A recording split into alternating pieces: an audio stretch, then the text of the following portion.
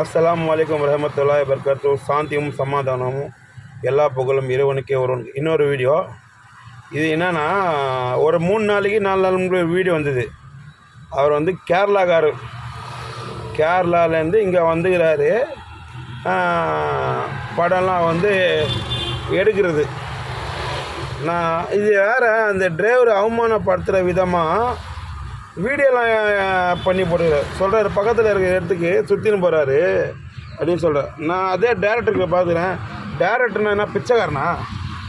Director எவ்வளோ போனால் இருக்கும்? ஒரு உதாரணத்துக்கு ஒரு டேரக்டர்னாக்கா ஒரு டேரக்டர் வந்து 10 வருஷத்துக்கு முன்னாடி ஒரு 5 கோடி ரூபாய் சம்பளம் வாங்குறான்னு வச்சுக்கோங்க. 5 கோடியோ 4 கோடியோ வாங்குறான்னு வச்சுக்கோங்க. இன்றைக்கி வந்து 2024 முடிஞ்சு 25 பிறகு போகுது. அதே 4 கோடி இன்றைக்கி கொடுத்தா நீங்கள் வாங்குவீங்களா? ஒரு டேரக்டருக்கு தெரியாதா இவ்வளோ அடிமட்டத்துக்கு ரேட்டு தரேன்னா? எக்ஸ்ட்ரா கேட்குறாங்கன்னு மட்டும் தானே சொல்கிறீங்க. டிரைவரோட அந்த நிலைமையில் நீங்கள் ஒரு நாள் இருந்து பாருங்கள்.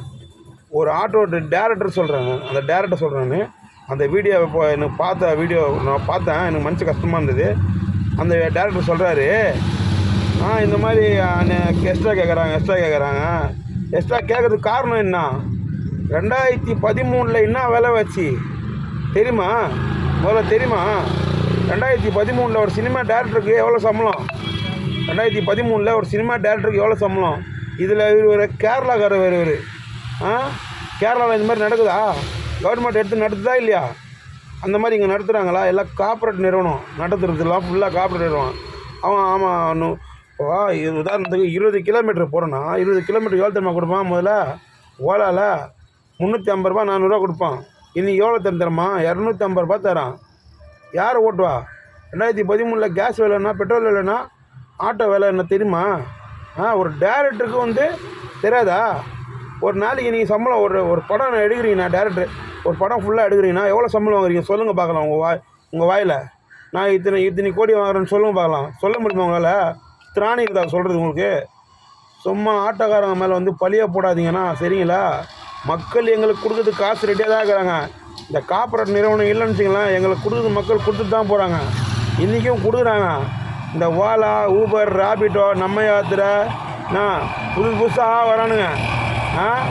இவங்கெல்லாம் யாருமே வச்சுங்க, எங்கள் மக்கள் எங்களுக்கு சந்தோஷமாக கொடுத்துட்டு தான் போகிறாங்க. நீங்கள் இருக்கிறதுனால தான் எங்களை வந்து அவமானப்படுத்துகிறாங்க. நீங்களும் சம்பாதிக்காமல் எங்களையும் சம்பாதிக்க விடாமல் எங்கள் வாழ்வாதாரத்தை அழிக்கிறீங்க சரிங்களா? இந்த டேரக்டர் நான் பார்த்து கேட்டுக்கிறேன். இந்த வீடியோ இதில் போட்டுக்கிறாரு அவர். இந்த மாதிரி எக்ஸ்ட்ரா கேட்குறான்னு. எக்ஸ்ட்ரா கேட்குறோம். ஏன் கேட்குறாங்க?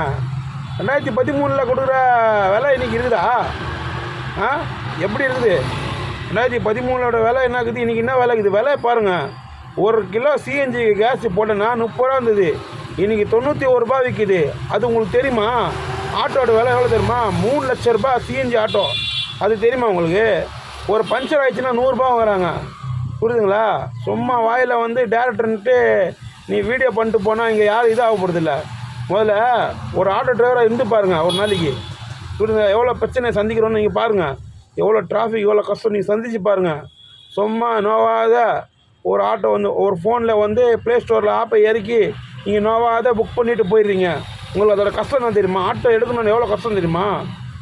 பர்மிட்டு போடணும், அதுக்கப்புறம் வந்து ஷோரூமுக்கு போகணும், அங்கேருந்து மாற்றி அங்கேருந்து வண்டி எடுத்துன்னு வரணும், அப்புறம் வண்டிக்கு டாப் அடிக்கணும், அதுக்கப்புறம் பெயிண்ட் இது எல்லாம் ரெடி பண்ணணும், அதுக்கப்புறம் வண்டியில் நம்பர் ஓட்டணும், அதுக்கப்புறம் ஆர்டிஓவுக்கு போகணும், ஆர்டிஓவிலேருந்து போயிட்டு வந்து அதுக்கப்புறம் வண்டி வந்து அட்டாச் பண்ணி அதுக்கப்புறம் தான் ஓட்டுறோம். ஆனால் நீங்கள் என்ன பண்ணுறீங்க? நோவாத ப்ளே ஸ்டோரில் இறக்கிட்டு புக் பண்ணிடுறீங்க. அப்போ உங்களுக்கு என்ன கஷ்டம் தெரியும்? ஒரு குழந்தை பெற்று எடுக்கிறேன்னா தாய்க்கு தான் கஷ்டம் தெரியும் சரிங்களா? ஆட்டோ டிரைவர் அவமானப்படுத்தாதீங்க. அந்த டேரக்டரை பார்த்து நான் கேட்குறேன். அந்த டேரக்டர் வந்து உண்மையிலே சொல்கிறேன், தகுதி இல்லை. டேரக்டர் வந்து ஆட்டோக்காரங்களை சொல்கிறதுக்கு தகுதி கிடையாது. புரியுதா? அந்த டேரக்டரை பார்த்து நான் கேட்குறேன். சம்பளம் 2013 கொடுக்குற சம்பளம் நீ கொடுத்தா ஏன் வேலை செய்வான்? 10 வருஷத்துக்கு முன்னாடி சம்பளம் கொடுத்தா நீங்கள் வேலை வச்சிங்களா? டேரக்டருக்கு தானே நீங்கள். டேரக்டர் உங்களுக்கு தெரியாதா? 11 வருஷத்துக்கு முன்னாடி எவ்வளோ சேலரி உங்களுக்கு? இன்றைக்கி என்ன சேலரி நீங்கள் ஓப்பனாக சொல்லுங்கள் பார்க்கலாம். நான் இவ்வளோ சேலரி வாங்கணும் நீங்கள் சொல்லுங்கள், வாயில் தெரிஞ்சு பார்க்கலாம். சும்மா வந்து ஆட்டோக்காரங்க மேலே பழியை போட்டுன்னு முதல்ல நீங்கள் ஒழுங்காக இருங்க. அப்புறம் எங்களை வந்து குறை சொல்கிறேங்க. அதிகமாக கேட்குறாங்க தான் செய்யுங்க. நான் தான் கேட்குறேன் அதிகமாக. காரணம் என்ன? 2010 2013 கொடுக்குற விலைவாசி நீங்கள் கொடுத்தா எவன் ஓட்டுவான்? 50 ரூபா 100 ரூபாய்ஸில் கேட்க தான் செய்வாங்க. கொடுத்தா கொடுங்க, இல்லைன்னா விட்டு போங்க, வேறு வண்டி பாருங்கள். வெளியே போனால் அதிகமாக வருதுனால இதில் கேட்குறீங்க, புக் பண்ணி கேட்குறீங்க.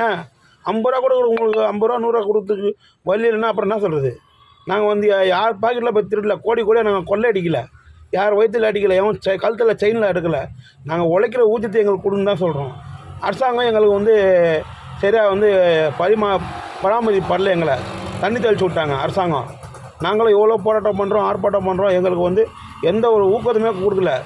சரிங்களா? அதனால் வந்து இந்த டேரக்டர் பார்த்து நான் கேட்குறேன், இன்னொரு தடவை வந்து இந்த ஆட்டோக்காரங்களை பற்றி தப்பாக பேசி அவமானப்படுத்துகிற மாதிரி பண்ணி வச்சுங்களேன், நீங்கள் ரொம்ப பின்விளைவு சந்திப்பீங்க சொல்லிட்டேன். கேரளாக்கார ஒரு டேரக்டருக்கு சம்பளம் எவ்வளோன்னு எனக்கு தெரியும். இன்றைக்கி என்ன விலைவாசி இருக்குது, எவ்வளோ சம்பளன்றது எனக்கு தெரியும். குறைஞ்சபட்சம் 5 கோடிக்கு மேலே தான் சம்பளம். 5 கோடிக்கு மேலே கம்மி கிடையாது. 5 கோடிக்கு மேலே தான், 10-15 தான் போகுது. கம்மி யாரும் வாங்கலை இன்றைக்கி டேரக்டருங்க. சும்மா வந்து உதார் விட்டுட்டு ஆட்டோக்காரன் அதிகமாக கேட்குறான், அந்த வார்த்தையை மட்டும் யூஸ் பண்ணாதீங்க, புரியுதுங்களா? நீங்கள் வாங்குகிற சம்பளம் நேரடியாக சொல்லுங்கள் பார்க்கலாம். நான் ஒரு நாளைக்கு இவ்வளோ, ஒரு மாதத்துக்கு இவ்வளோ சம்பளம் வாங்கணும் சொல்லுங்கள் பார்க்கலாம். சொல்ல முடியுமா உங்களுக்கு? திராணிக்கு தான் சொல்கிறது உங்களுக்கு? எப்போ பார்த்தாலும் ஆட்டோக்காரன் அதிகமாக வாங்குறோன்னா விலைவாசி அந்த மாதிரி விற்கிது. 30 ரூபா விற்கிது, 30 ரூபா விற்று இந்த கேஸ் சிஎன்ஜி 91 ரூபா விற்கிது. இதெல்லாம் உங்களுக்கு தெரியுமா? ஒரு வண்டி பஞ்சர் ஆச்சுன்னா 100 ரூபா வாங்குறாங்க, அது உங்களுக்கு தெரியுமா? அதெல்லாம் என்ன தெரியும்? சும்மா ஒரு ஃபோனை எடுத்துடுறது, ப்ளே ஸ்டோரில் இறக்கிறது, எக்ஸ்ட்ரா கேட்க தான் செய்வாங்க. கவர்மெண்ட் எங்களுக்கு எந்த ஊதியமே, கவர்மெண்ட் எங்களுக்கு ஊக்கப்படுத்தலை, எங்களுக்கு மீட்டர் கட்டணத்தை ஏற்றலை. 10 வருஷமாக அதே